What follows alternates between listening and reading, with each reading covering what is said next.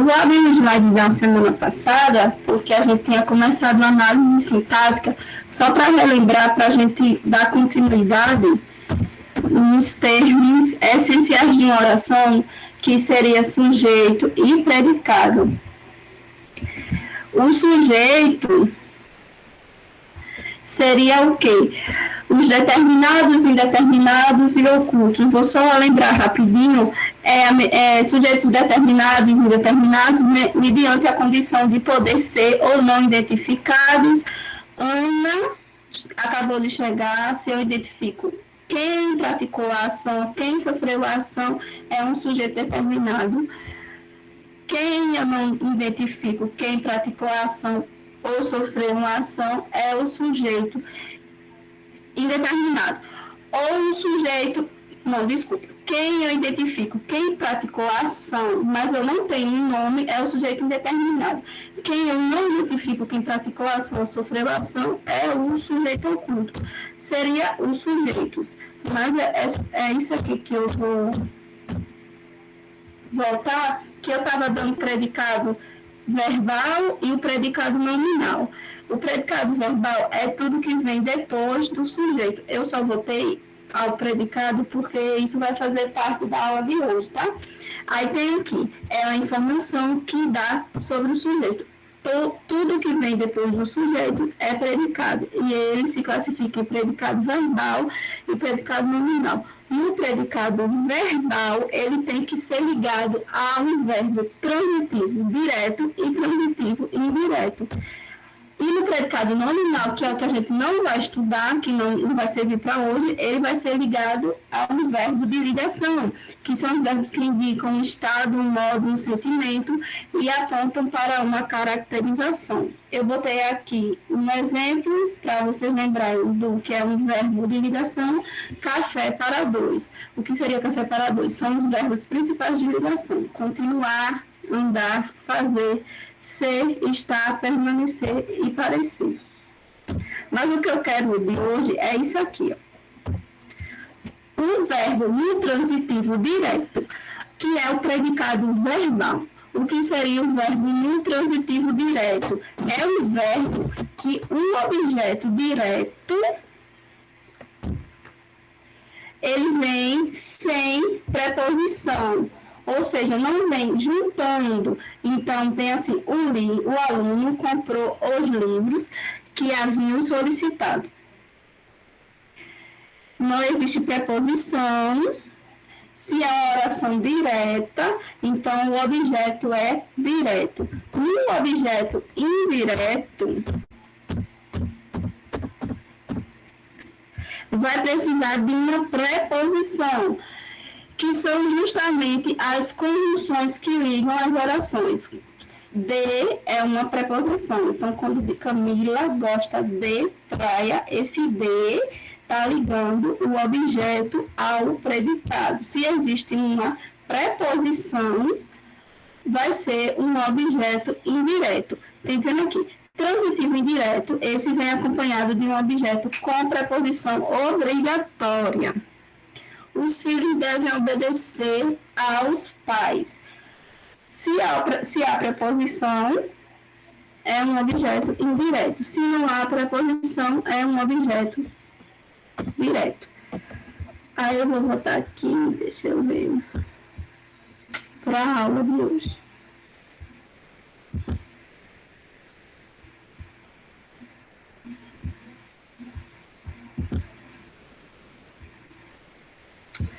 Abriu?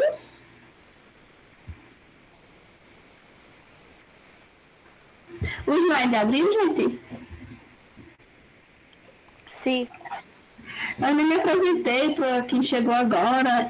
Meu nome é Gabriela, eu estou com vocês na gramática, tá? Sou professora de gramática e a gente está estudando, a gente já estudou bastante coisa, mas a gente está estudando a análise sintática. E na última aula, a gente estudou sujeito predicado, foi o que eu acabei de revisar. Hoje a gente vai para os termos integrantes da oração. Então, o predicado e o sujeito são os termos essenciais da oração. Que precisam. Oi? microfone da senhora tá meio coisado, né? Peraí. Deixa eu aumentar. É porque meu microfone é tão alto que eu fico... Melhorou?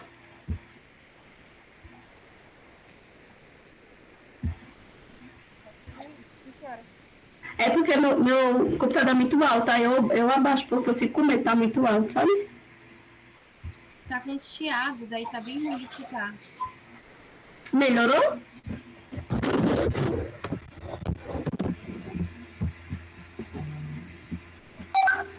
Melhorou? Não. Deixa eu ver aqui.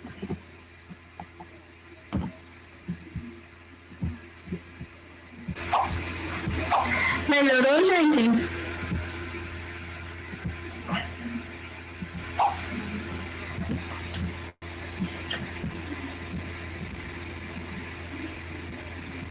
Piorou agora, professora.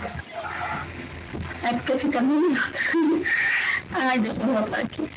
Ó, a aula de hoje, eu estava dizendo que a gente está estudando a análise sintática, tá? Eu sou a professora Gabriela, sou professora de gramática. E a gente está estudando sobre análise sintática. Na última aula, a gente estudou sobre os termos essenciais. Vocês estão escutando direitinho?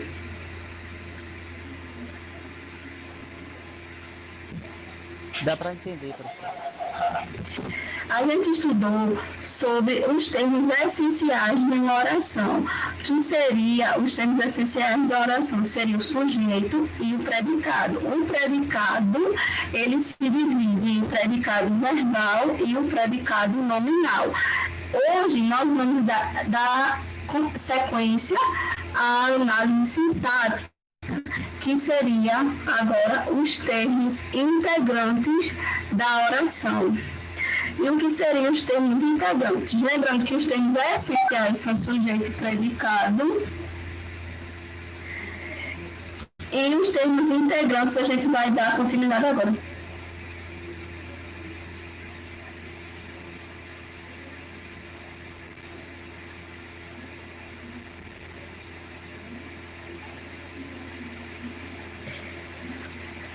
Vamos lá. Alguém quer ler, por favor?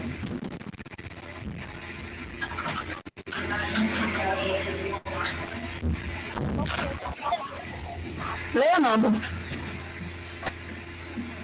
termos integrantes são os termos que servem para completar o sentido de outros termos da oração. Os termos integrantes são... Não tá dando para ouvir nada, tem muita gente com o microfone ligado. Oi?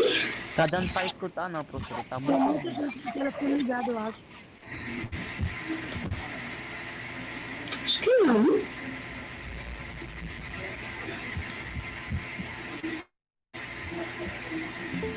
Deixa eu voltar então. Vocês estão me escutando?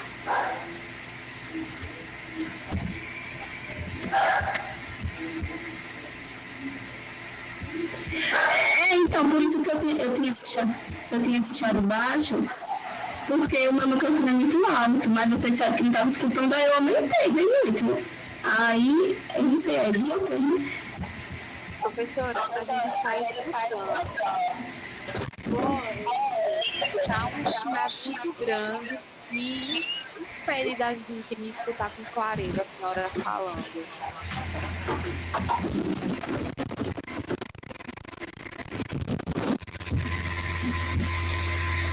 Nossa, gente. Melhorou? A mesma coisa. Então eu vou pronunciar a cara em ajuda, já que eles não estão escutando. Não entendi. Carol?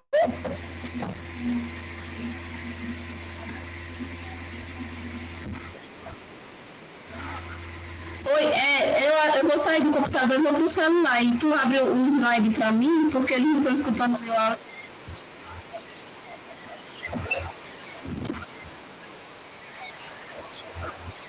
Tá, vou baixar. Pronto. Não, nada ligado não.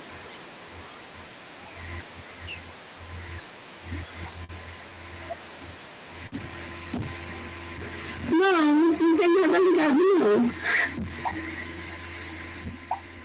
É como se fosse uma interferência de alguma coisa que realmente fica incomodando de ouvir, entendeu? Só tá o computador ligado, no caso.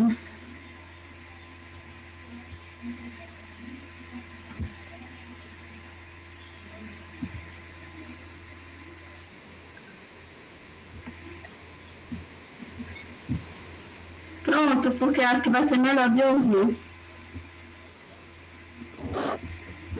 Deixa eu tirar aqui.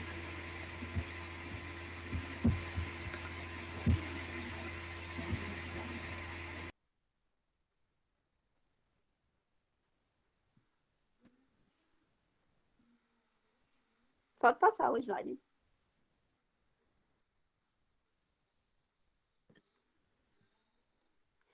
O complemento verbal. Complementos verbais, gente. Com a função de completar o sentido dos verbos, aí tem que prestar bem atenção. O complemento verbal, ele tem a função de complementar o quê? O sentido dos verbos. O sentido dos verbos. Aí tem aqui. Com a função de completar o sentido dos verbos, os complementos verbais podem ser, por isso que eu voltei a outro slide, os objetos direto e os objetos indireto. Então, assim, nos termos essenciais da oração, vai ter os sujeitos determinados, indeterminados, ocultos, sujeito simples e composto. Nos termos da integrantes da oração, os complementos, ele vem de acordo com o objeto direto e o objeto indireto. O objeto direto é aquele que não precisa da preposição.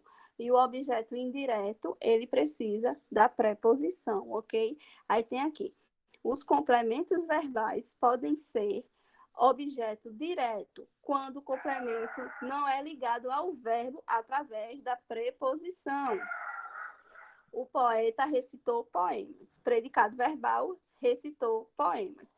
O núcleo do predicado é recitou. E os complementos verbais podem ser objeto indireto, quando o complemento é ligado ao verbo através da preposição. Então, justamente, os termos integrantes, eles vão estar ligados ao que é um objeto direto e o que é um objeto indireto. O que vem com preposição e o que vem sem preposição. Pode passar. O complemento nominal é o termo utilizado para completar o sentido de um nome. Então, ou seja, o complemento verbal, ele vai completar o verbo. E o complemento nominal, ele vai completar o nome, que pode ser um substantivo, um adjetivo ou um advérbio. Por exemplo, os idosos têm necessidade de afeto. Complemento nominal vai ser afeto, porque necessidade é o que aí?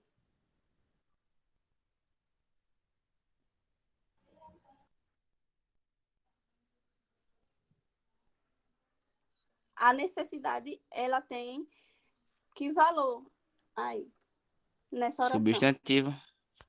De substantivo. Se ele está completando um substantivo, um adjetivo ou um advérbio, vai ser um complemento nominal. E o que seria agente da passiva?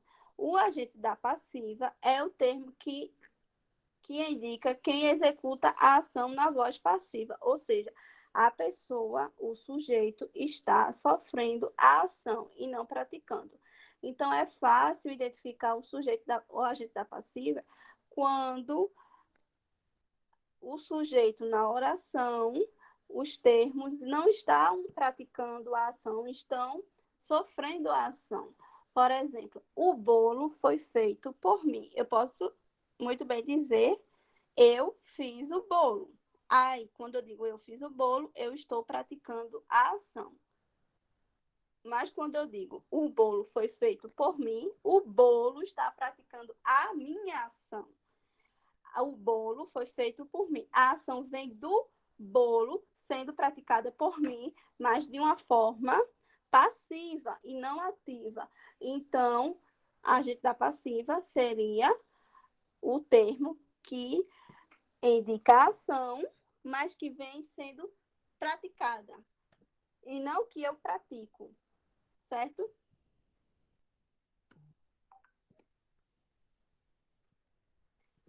Pode passar.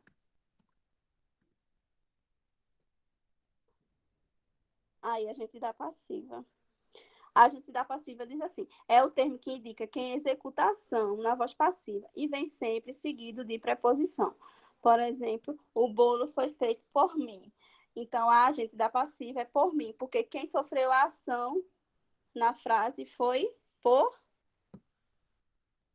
mim. E quem praticou foi o bolo foi feito por mim.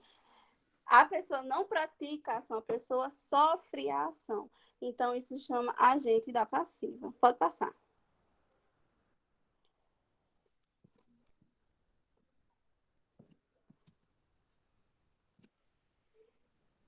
Deixa eu ver se dá para... Pode passar que eu vou dar o restante da explicação. Pode passar. Certo. Aí vem o quê? Termos acessórios da oração. Os termos acessórios da oração são os termos que servem para acrescentar uma informação, mas que, se forem excluídos da oração, não afetam em nada o sentido. Os termos acessórios são 4: adjunto adnominal, adjunto adverbial, aposto e vocativo. O que vem a ser um adjunto adnominal? É o termo utilizado para caracterizar um substantivo através de adjetivos, artigos, numerais, pronomes ou locuções adjetivas. Por exemplo, o homem educado cedeu a sua cadeira à senhora de idade.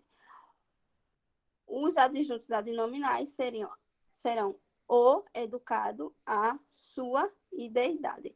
É o termo que é utilizado para caracterizar um substantivo através de adjetivos, artigos, numerais, pronomes ou locuções adjetivas. Pode passar.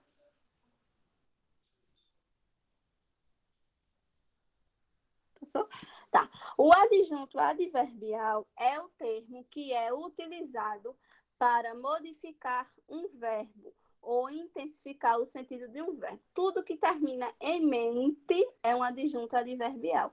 Tudo que fala em circunstâncias de lugar ou de modo é um adjunto adverbial. Então, lindamente, brevemente, tudo isso, tudo termina em mente, vai ser um adjunto adverbial. O aposto, eu já tinha dado aula, seria o termo que tem a função de explicar e ampliar outro termo. Por exemplo, sábado, dia 7, não haverá aula de música. É uma explicação do sujeito. Gabriela, a professora de português, está dando aula no momento. Então, qual é o aposto dessa frase?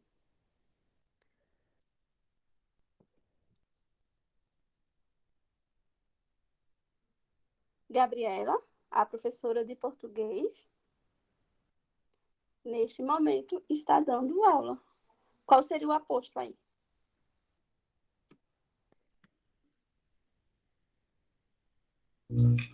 A professora de português? A professora de português.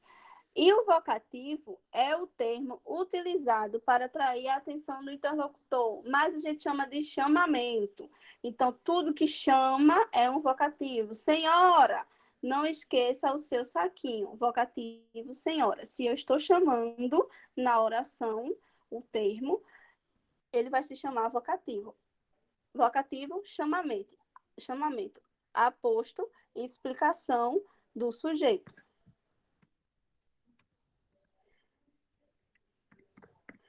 Volta para os exercícios, por favor.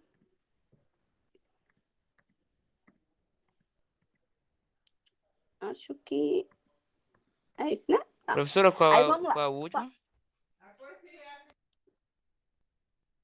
O que eu terminei, que eu expliquei agora? Sim. Aposto e vocativo. Aposto é a explicação do termo e vocativo é quando chama o sujeito. Vocativo é: senhoras, preciso da ajuda de vocês. O vocativo é quando chama, se chama chamamento. E o aposto é quando explica. Gabriela, a professora de português, está explicando o assunto. Então, o aposto, que sempre vem em vírgulas, sempre tem que ter vírgulas, seria a professora de português. Está explicando quem é o sujeito, quem é Gabriela, entendeu? Sim, professora, obrigado. E não. Aí vamos para o exercício. Faça uma análise sintática da oração abaixo e, a seguir, assinale as proposições corretas. Aí primeiro tem assim: a ordem, meus amigos, a frase, né? No caso a oração. A ordem, meus amigos, é a base do governo. A ordem é sujeito simples, a base do governo é predicado nominal? Sim ou não?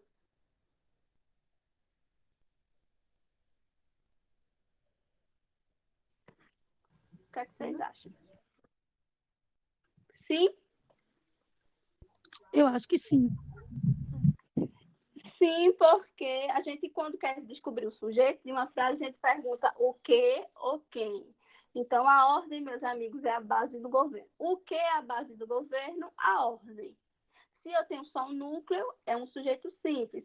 E, como eu tinha explicado na última aula, para que se haja um predicado nominal, precisa de um verbo de ligação. E o verbo ser, que está aqui como é um verbo de ligação. Então, está correta. A expressão meus amigos é aposto? Acho que não. Por quê? Porque ele fala meus amigos, aí no caso seria um vocativo. Acho que Porque é está aposto. chamando. Porque está chamando. Mas ele está chamando ou ele está explicando? Ele está explicando? Ele está explicando. Se ele está explicando, é Aposto. um aposto. E a, meus, a do governo são adjuntos adnominais?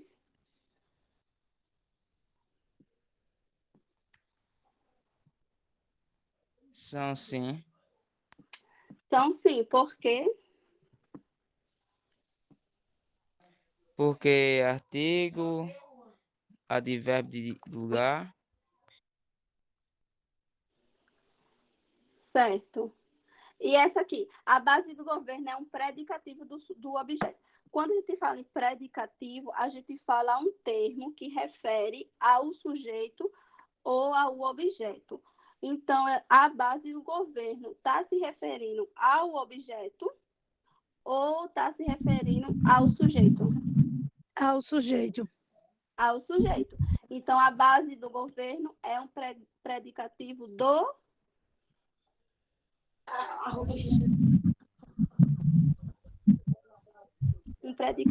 sujeito. Então, essa aqui está errada, porque está dizendo que é predicativo do objeto, mas ele se refere ao sujeito, e quem se refere ao sujeito é um predicativo do sujeito. Pode passar.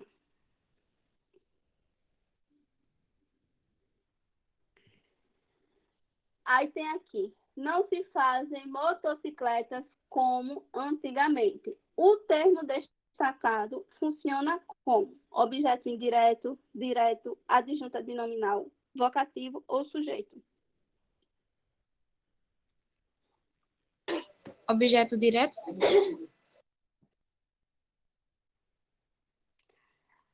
Não, porque objeto direto. Ah, porque nele tem o complemento?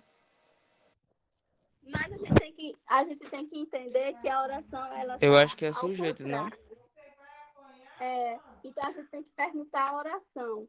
Não se fazem motocicletas. Não se fazem o quê ou quem?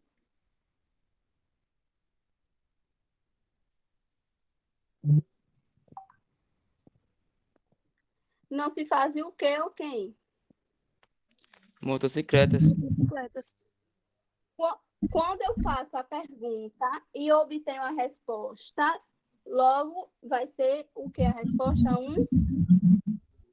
Sujeito. Sujeito, né? um sujeito. Quem é que não está entendendo? Que eu vi no chat para eu voltar para eu explicar de novo. Eu explico quantas vezes vocês quiserem.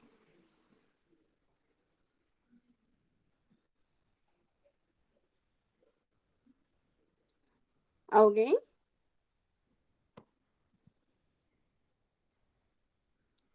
Alô?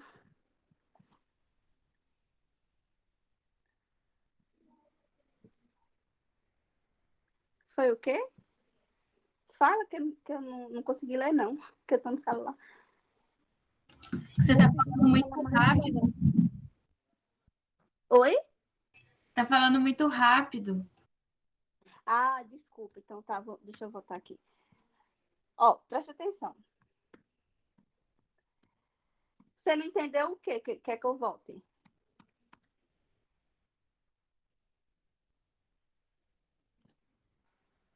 Oi?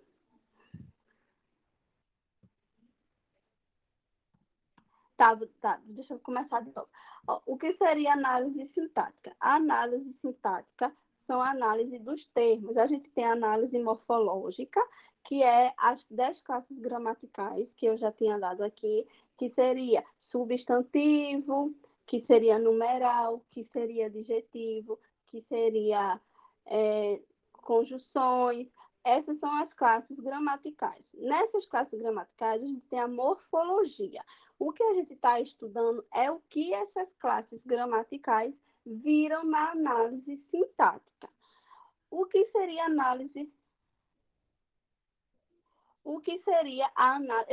Eu vou voltar para o sujeito oculto. O que seria a análise sintática? A análise sintática é dividida em 3 partes. A gente começa ela como os termos essenciais de uma oração. São os termos que não pode deixar de ter em uma oração. Que seria o sujeito, o predicado nominal. Eu posso voltar para explicar para vocês, para quem não estava na outra aula, o sujeito, o predicado nominal, o predicado verbal. O que a gente está estudando são os termos integrantes da oração, que servem para complementar e para completar o sentido de outros termos, certo? E o que é que a gente vem aqui? A gente vem com complemento verbal. Os complementos verbais, eles vêm através de um objeto direto e um objeto indireto. No objeto direto, ele pede a preposição. E no objeto indireto, no objeto direto, ele não pede a preposição. No objeto indireto, ele pede a preposição. Eu vou voltar para outra aula para explicar para vocês isso, porque acho que a dúvida é justamente nisso, né? Foi da última aula. Sujeito, predicado nominal e predicado verbal. O complemento nominal é quando o predicado dá sentido ao sujeito, sendo ele substantivo, um adjetivo ou um advérbio. Então, o predicado verbal, ele dá um sentido de verbo, ele dá o sentido verbal. E o predicado nominal, ele dá o sentido de nome. E quem são os nomes na morfologia? Substantivo, adjetivo e um advérbio. O agente da passiva é o termo que indica a ação sofrida. Eu fiz um bolo e a ação sofrida é o bolo foi feito por mim. Isso seria o agente da passiva. Aqui, volta aqui para o primeiro exercício, por favor. Aqui no primeiro exercício, o que é que a gente está fazendo? A gente está analisando sintaticamente as orações com os termos que estamos estudando, que seria o quê? Os termos integrantes da oração. Então, na ordem, e também os termos essenciais, porque não existe oração sem os termos essenciais. Então, na ordem, tá aqui, a ordem, meus amigos, é a base do governo, a ordem é o sujeito. Meus amigos seria o quê? Meus amigos na oração seria o quê? O Aposto. aposto. Não está explicando? E a base do governo seria o quê? O predicativo do sujeito, porque a base do governo está explicando o sujeito, que é justamente isso. O predicativo do sujeito, ele explica o sujeito. Pode passar.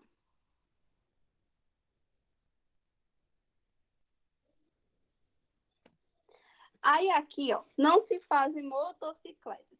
Quando eu tenho uma frase que ela está ao contrário, ou seja, ela não começa com um sujeito, eu faço a pergunta, o quê? Sempre que eu ver uma frase, eu faço a pergunta, o quê, ok? Se eu encontrar a resposta, essa frase tem sujeito. Então, aqui, não se fazem motocicletas. Quando eu pergunto, não se fazem o quê? Não se fazem quem? Quando eu pergunto, não se fazem o quê? Eu não obtenho resposta? As motocicletas. Se eu obtive resposta, logo esse termo destacado vai ser um sujeito, ok?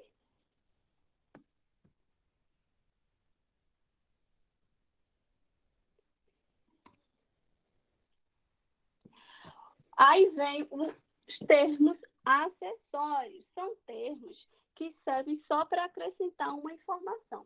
Se eles foram excluídos da oração... Eita, pode passar o slide.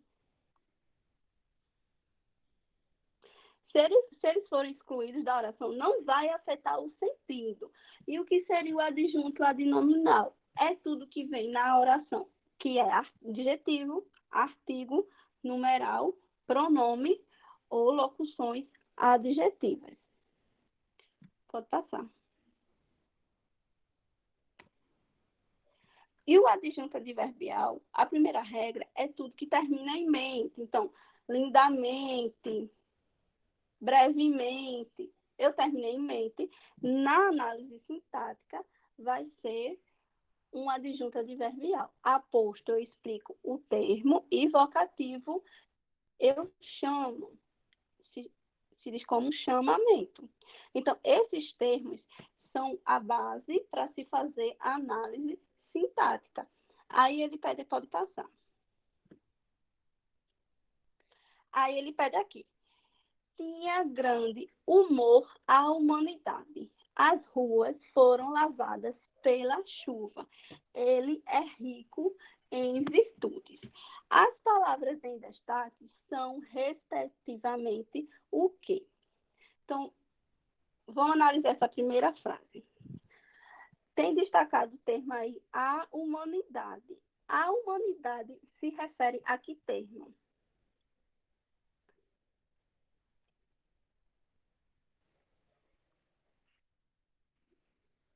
Tá ligado a que termo? Hein, gente? Ao sujeito? Mas, ó, a tinha grande amor à humanidade. Quem tem grande amor? Não tem resposta. Logo, não encontro o sujeito na frase. Se eu não encontro o sujeito, a humanidade, ela está próxima a que termo?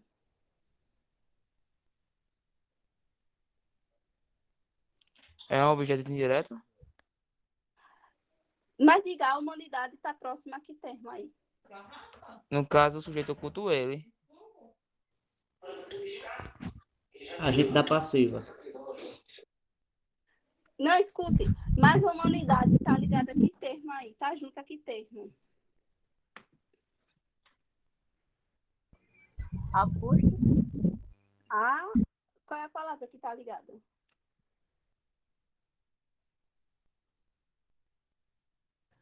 Preposição. A amor.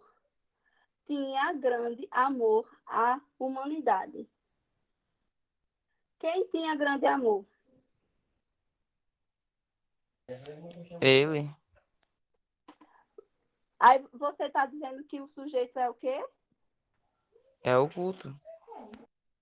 Se o sujeito da oração é oculto e a humanidade não está ligado a tinham e nem está aparecendo o sujeito, humanidade está ligado a amor. Amor é o quê da oração? Diga-me.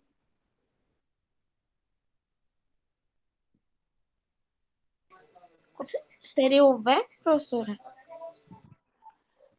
Amor seria um substantivo. Se a humanidade está ligada ao amor, o amor tinha grande amor à humanidade. O amor. A humanidade está ligada a o amor. Se está ligada a o amor e leva nome de substantivo, porque eu estou dizendo que é o amor, isso seria que termo? Complemento nominal. Complemento nominal. E as ruas foram lavadas pela chuva. Eu estou indicando o quê? Pela chuva. É o quê? Qual é a ação que eu estou indicando? Que sofreu uma ação, então no caso a gente é passiva.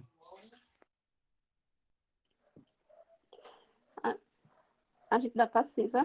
As ruas foram lavadas pela chuva. A gente dá passiva. Porque foi sofrida uma ação. E ele é rico em virtudes.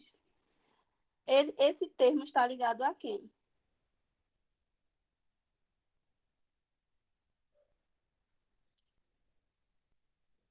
Ele Tá é ligado rico. a ele. Mas se eu tirar o rico, ele virtudes, daria certo? Não, no caso fica rico. Então ele está ligado ao quê? A um Substantivo, né? substantivo. Se ele está ligado a um substantivo, ele é o quê? Um Complemento nominal. complemento nominal. Então seria que letra? Letra A. Letra A, complemento nominal, agente da passiva e complemento nominal. Pode passar?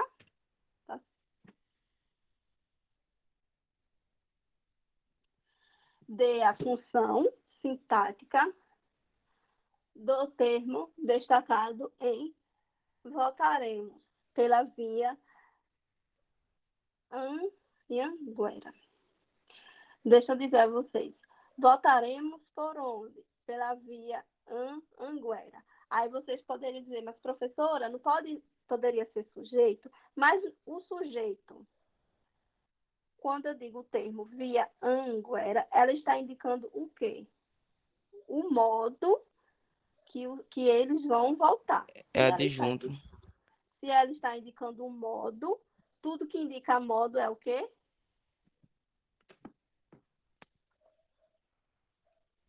Adjunto adverbial. Adjunto adverbial.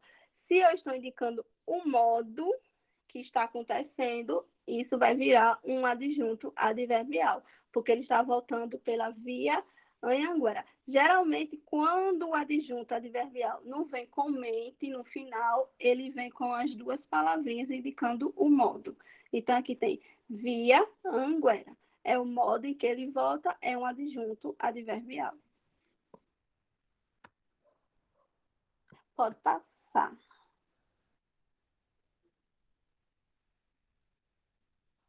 Passou? Passou, né? Vamos lá. A função sintática do termo grifado na oração. O dia amanheceu muito bonito. É um complemento nominal. Por que é um complemento nominal? Porque tá dando uma qualidade ao dia. Eu acho que é um Mas justamente aí, ó. Por que não seria o predicativo do sujeito aí?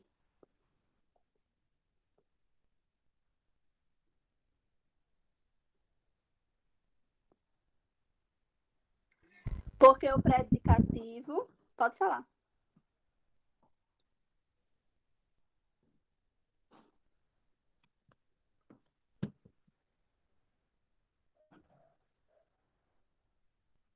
O dia amanheceu muito bonito.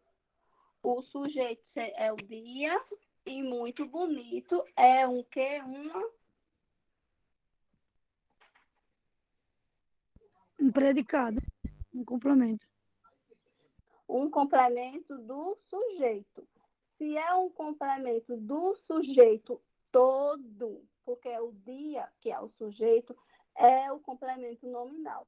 Porque quando a gente fala em predicativo, a gente fala do núcleo do sujeito. Então, seria um termo referente a só o núcleo, mas o complemento nominal, ele vai ser referente ao sujeito todo e não ao núcleo, que seria a parte mais importante do sujeito. Portanto, é o complemento nominal, letra E.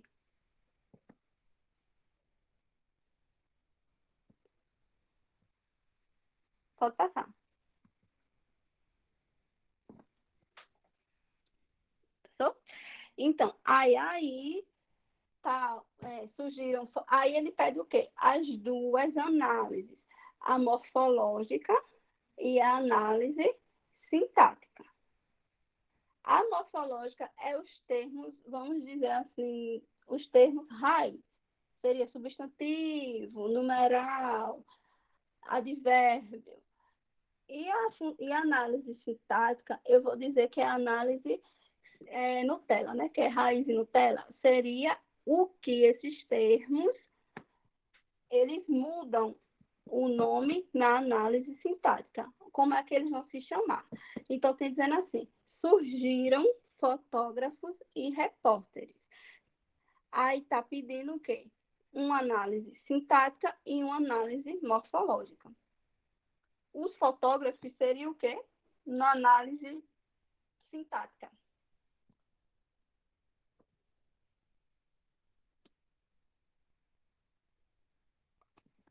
Hein, gente? Fotógrafo Não seria seria sujeito? Os fotógrafos seriam sujeito. Geralmente, quando o sujeito se transforma, né? Quando o termo se transforma em sujeito na análise sintática, é porque na morfológica ele é o quê? Um Substantivo? substantivo.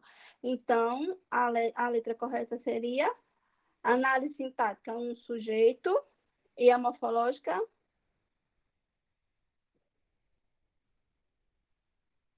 substantivo. Certo? Acho que terminou. Será que dá tempo de eu explicar lá o sujeito oculto?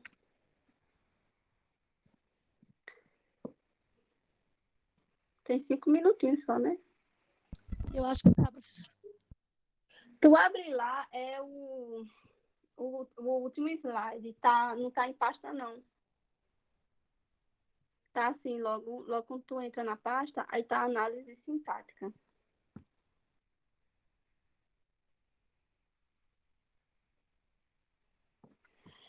Tem as questões de hoje, tem, que eu mandei para vocês, os exercícios, é porque não dá tempo. E ela pediu para eu assinar, voltar para o sujeito oculto. Aí eu volto para o sujeito oculto, explico, e porque as questões não daria tempo hoje, né? Que eu teria que terminar a análise sintática. Mas vocês responderam as questões?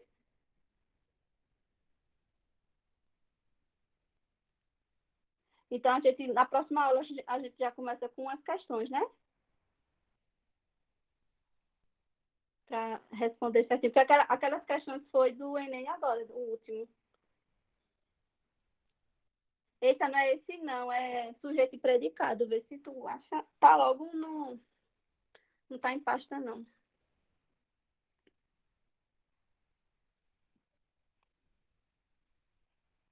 Não, essas questões não foram da semana passada, não. Essas questões. É isso aí mesmo. Essas questões foram da aula de hoje, que eu mandei. Foram 4 questões do Enem do 2020, que eu mandei. Vamos correr, deixa eu ver. Pode passar aí. Pode passar.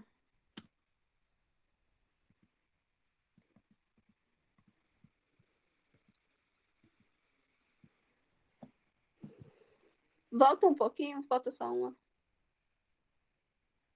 É isso aí. Quando o sujeito determinado pode ser facilmente identificado pela sua forma verbal, ocorre o sujeito determinado oculto. Por exemplo, agir conforme suas orientações. Aí eu faço a pergunta: quem agiu conforme as suas orientações? Aí eu digo o quê? Eu obtenho resposta? Hein, gente?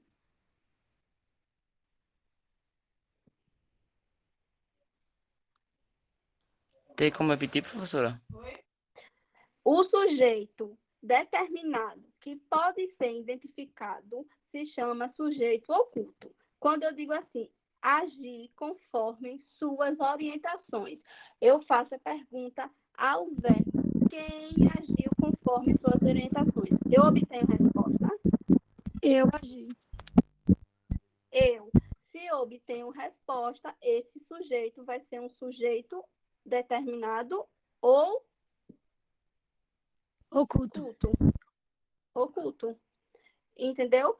Quando eu faço a pergunta ao verbo e obtenho uma resposta de sujeito, mesmo ele não estando na oração, é porque o sujeito da oração está oculto. Eu sempre, para descobrir o sujeito, eu faço a pergunta o que ou quem para o verbo. Então, se eu faço essa pergunta para o verbo e obtenho um sujeito, mesmo que ele não esteja na oração, automaticamente eu sei que ali eu tenho um sujeito oculto. Entendeu?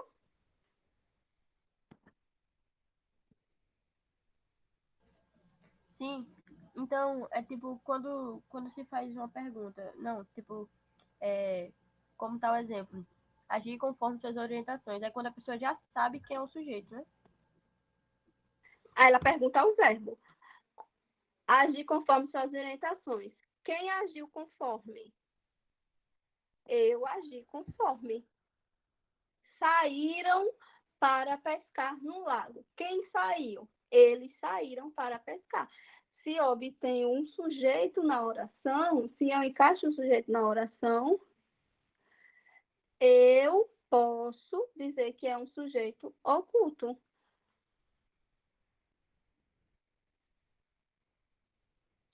Não consigo entender nada.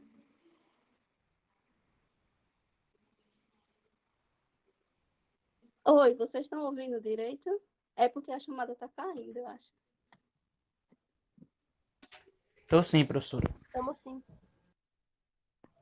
Aí vamos lá. Os sujeitos podem ser determinados ou indeterminados, mediante a condição de poder ser ou não ser identificados. Quando são identificados, são os sujeitos determinados. A Ana acabou de sair. Mas a gente tem que ver que ele botou assim, mas também tem um sujeito indeterminado. Só que o sujeito oculto, geralmente, ele vai voltar. Vocês estão escutando direitinho? Porque ela está dizendo que está cortando. Eu tô. Eu tô. acho que a Ana geralmente ela vai voltar, o sujeito oculto, ele vai voltar para o quê? Para os pronomes. Para os pronomes. E o sujeito. Ai, meu Deus. E o sujeito indeterminado, ele vai voltar para nada. Ele não tem explicação. Estão chamando aí a porta. Quem é que está chamando?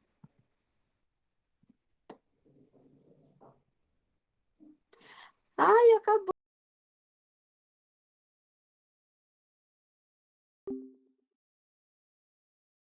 Slide para mim, por favor. Pode passar.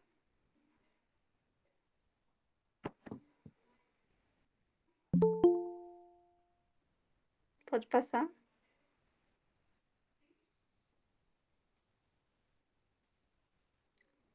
Pode passar. Ai, eu espero mais um pouquinho. Será que vai entrar mais?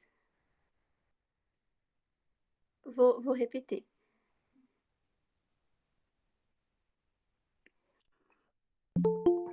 Então, eu estava explicando a dúvida da aluna, que é sobre o sujeito oculto e o sujeito indeterminado. Porque um aluno falou, mas tem o sujeito oculto e tem o sujeito indeterminado. No oculto, tem aqui, é aquele que não está materializado na oração, mas pode ser identificado. Quem acorda? Tem aqui na oração, acordo sempre antes do sol. Quem acorda? Quando eu faço a pergunta ao verbo, eu obtenho a resposta. Acordo sempre antes do O sol. sujeito Quem oculto. acorda? O sujeito oculto, que seria eu, porque eu estou referindo, eu acordo sempre antes do sol. No sujeito indeterminado, tem dizendo assim, algumas vezes o verbo não se refere a uma pessoa determinada, ou por desconhecer quem executa a ação, ou por não haver interesse no conhecimento. Então, dizemos que um sujeito é indeterminado. Quando um sujeito é indeterminado, gente, ele sempre estará na terceira pessoa do singular ou plural. Entenderam?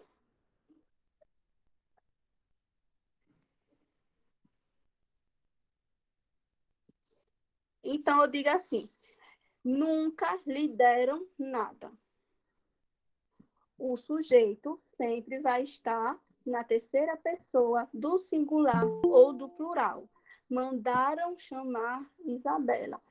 Sujeito na terceira pessoa do singular ou plural.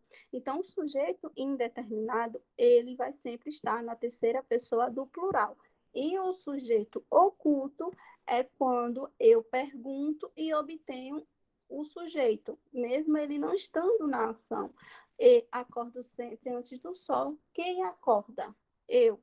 Mas se esse sujeito estiver na terceira pessoa do plural ou do singular, ele vai ser um sujeito indeterminado. Então, ficou claro agora? Sim. Então, é isso que eu tinha terminado de explicar. E eu espero que vocês tenham entendido o que seria análise sintática. Essa análise sintática vai ajudar muito na redação de vocês, para vocês montar a redação, porque quem entende de análise sintática sabe escrever corretamente. E também concurso, E concurso cai muito, principalmente em concurso do médio. Em concurso de ensino médio, que querem só ensino médio, cai muito essa análise sintática. Aí, vocês querem ir para os exercícios, Tá bom.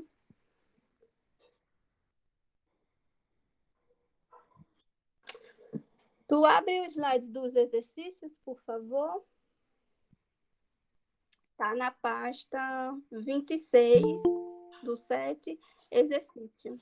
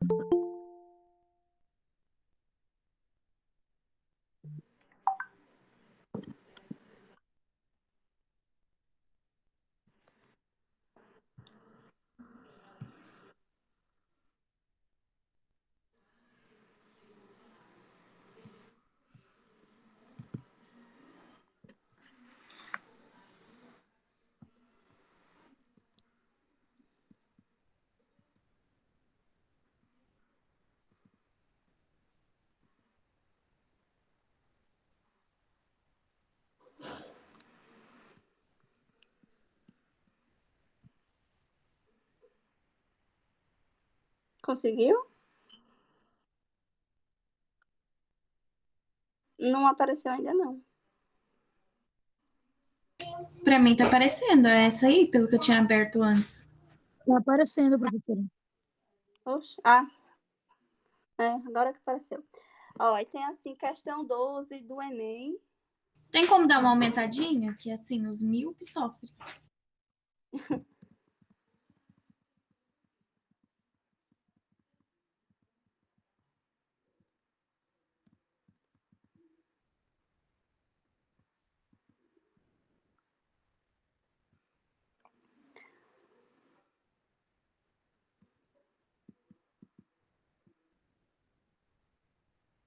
Tá, vamos lá. Tem primeiro, na primeira questão, tem uma canção de Tom Jobim, muito conhecida, muito famosa, é pau, é pedra, é o fim do caminho, é um resto de toco, é um pouco sozinho, é um caco de vidro, é a vida, é o sol, é a noite, é a morte, Água de Março, né? Essa música. Água de Março. Ele canta até com Elis Regina, né? Se eu não me engano. Tem uma Sim, e gravação dele com Fagner também gravou e pegou alguma parte, algumas frases dessa música também. Na música sabia? Canteiro. A música Canteiro. Sim, de Fagner, né? Aí o texto 2 tem assim: a inspiração súbita e certeira do compositor serve ainda de exemplo do lema antigo: nada vem do nada, para ninguém, nem mesmo para Tom Jobim. Duas fontes são razoavelmente conhecidas. A primeira é o poema O Caçador de Esmeraldas, do mestre parnasiano Olavo Bilac. Foi em março, a findar da chuva, quase à entrada do outono, quando a terra em sede requeimada beberá longamente as águas da estação. E a outra é o ponto de Macumba, gravado com sucesso por J.B. Carvalho, do conjunto Tupi. É pau, é pedra, é o seixo miúdo, roda a baiana por cima de tudo. Combinar Olavo Bilac e Macumba já seria bom, mas o que se vê em Águas de Março vai muito além. Tudo se transforma numa outra coisa e numa outra música, que recompõe o mundo para nós. Aí tem assim: a situar a composição no panorama cultural brasileiro, o texto 2 destaca o... Deixa eu baixar aqui.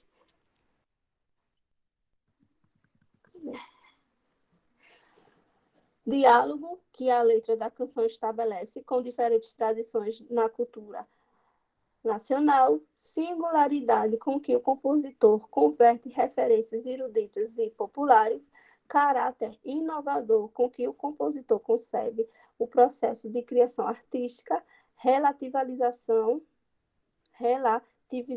que a letra da canção promove na concepção tradicional de originalidade e resgate que a letra da canção promove de obras pouco conhecidas pelo público no país. Vocês colocaram que letra? Coloquei a... E a letra certa é a letra A, porque Ele relata vários momentos musical, né? E artístico. Acho que é isso, né?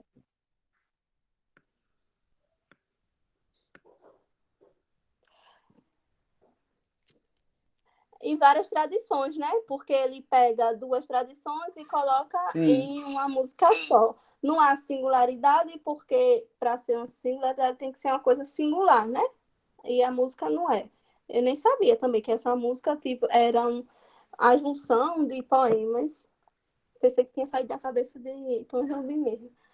Então, seria a resposta correta, é o diálogo que a letra da canção estabelece com diferentes tradições da cultura nacional, porque ele está misturando culturas quando ele pega o Caçador de Esmeraldas, que é o mestre parnasiano, de Olavo Bilac, e quando ele pega o ponto de Macumba, gravado com sucesso por J.B.K. Carvalho.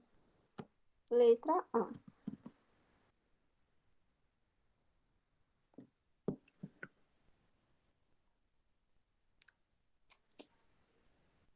Aí tem aqui, questão 19. Senhor juiz, o instrumento do crime que se arrola nesse processo de contravenção não é faca, revólver ou pistola. Simplesmente, doutor, é um violão. Será crime, afinal? Será pecado? Será delito de tão vins horrores? Perambular na rua um desgraçado, derramando nas praças sua dores?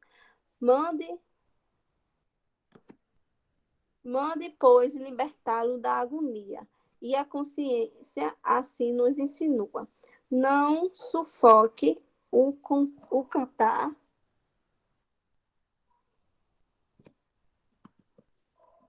Cadê? Deixa eu baixar aqui. Que vem da rua, que vem da noite para saudar o dia. É o apelo que aqui lhe dirigimos, na certeza do seu acolhimento, juntada desta aos autos, nos pedimos e pedimos, enfim, deferimento. Essa petição de habeas corpus, bonita, não é uma petição dessa, ao transgredir o rigor da linguagem jurídica, permite que a narrativa seja objetiva e repleta de sentidos denotativos. Qual é o sentido denotativo? O sentido real, né? E aqui não fala em sentido real, fala em um sentido mais poético. Mostra que o cordel explora termos próprios de esfera do direito. Demonstra que o jogo da linguagem proposto atenua a gravidade do delito. Exemplifica como o texto, em forma de cordel, complementa a solicitação pretendida. Esclarece que os termos crime e processo de contravenção são sinônimos. Essa aí vocês foram de quê?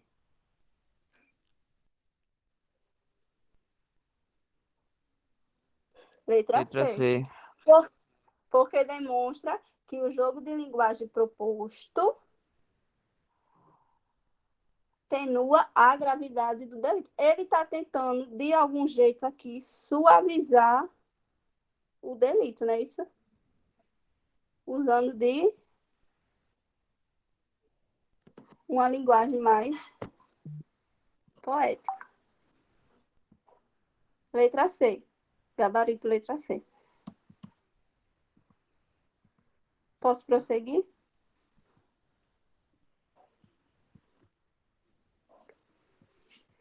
Questão 20. Por que a indústria do empreendedorismo de palco irá destruir você? Se, antigamente, os livros enormes e com as suas sentenças páginas cuspiam fórmulas, equações e cálculos que ensinavam a lidar com o fluxo de caixa da sua empresa, hoje eles dizem, você irá chegar lá. Acredite, você irá vencer. Mas, eu não sei ler, mas eu sei que ele é muito famoso na psicologia. Alguém pode dizer como é que ele é? É empoderamento, millennials, networking, palavras em inglês, com perfil HUT, tudo isso faz parte do seu vocabulário. O pacote de livros é sempre idêntico e as experiências são passadas da mesma forma. Você está a 1 único centímetro da vitória. Não pare. É os coaches, né, de hoje em dia.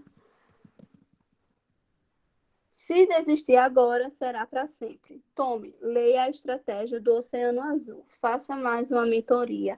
Participe de mais uma sessão de coaching. O problema é que seu mindset não está ajustado. Você precisa ser mais proativo. Vamos fazer mais um PowerMint? Eu consigo um precinho bacana para você.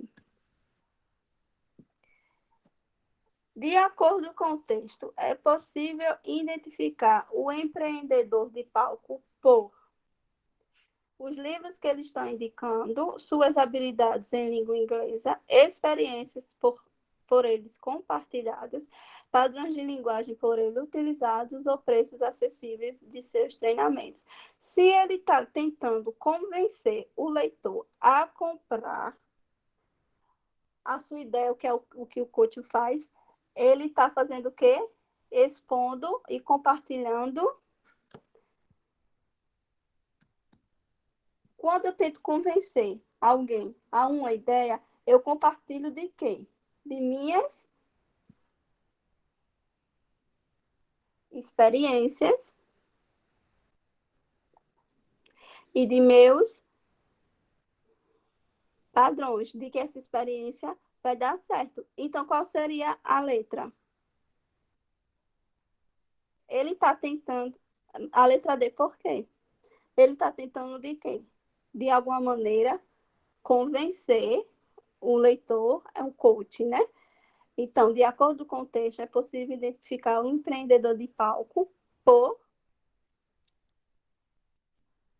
padrões de linguagem por ele utilizados, porque ele está, quando ele vem aqui, empoderamento, milênios, networking, coworking, deal, business, deadlines, um monte de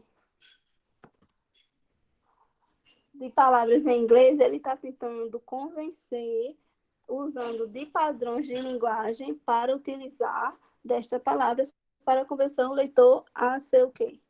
No texto que tem dizendo em cima. Deixa eu baixar aqui. A ser adquirir os conhecimentos dele, né? Um coach. Então é letra D, tá, gente? Quem marcou a letra D aí?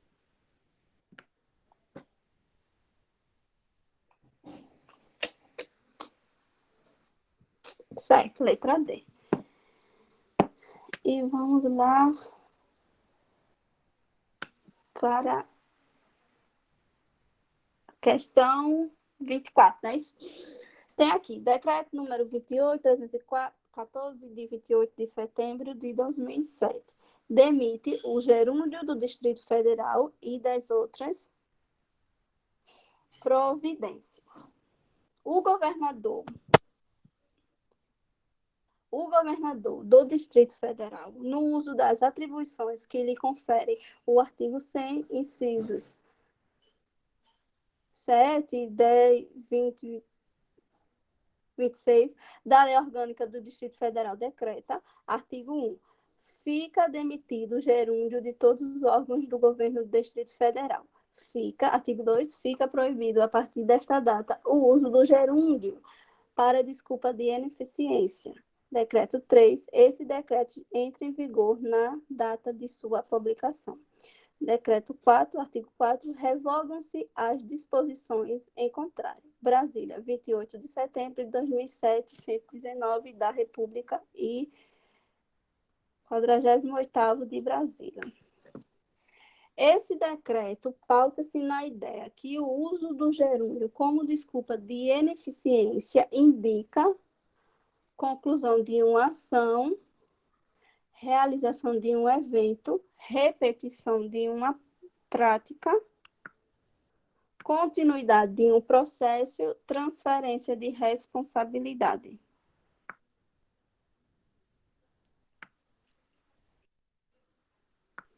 Ah, é?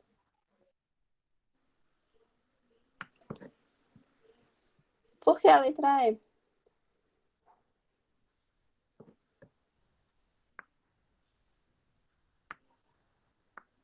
Seria transferência de poder? Não, né?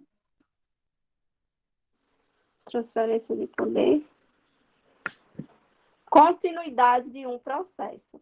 O governador do Distrito Federal, no uso das atribuições que lhe confere no artigo, inciso da Lei Orgânica do Distrito Federal, decreta, fica demitido o gerúndio de todos os órgãos do governo do Distrito Federal. Fica proibido, a partir desta data, o uso do gerúndio para desculpa de ineficiência. Este decreto entra em vigor na data de sua publicação. Revogam-se as disposições em contrário, Brasília, 28 de setembro. Este decreto pauta-se na ideia de que o gerúndio, como desculpa de ineficiência, indica a continuidade de um processo. Letra D.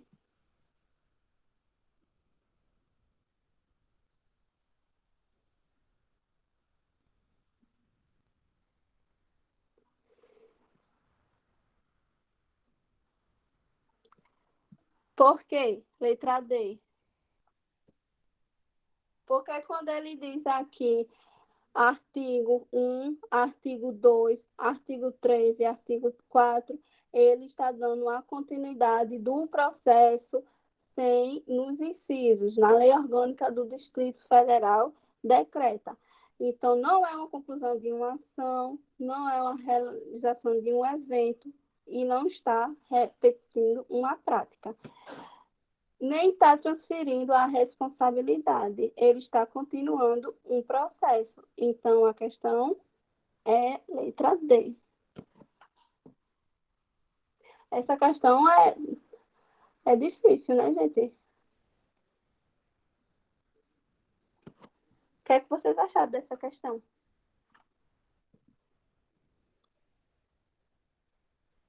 É mais pauleira essa questão. É bom a gente... É difícil mesmo. Eu nem sei nem se acertei essa resposta. Depois eu vou até olhar se acertei ou não. Porque eu tenho um caderno do Enem do ano passado. É bom a gente trazer essas questões, né, para a gente discutir, porque eu gosto muito de discutir questão, né? Eu acho que é isso, eu acho que é aquilo, porque aí a gente entrar em consenso.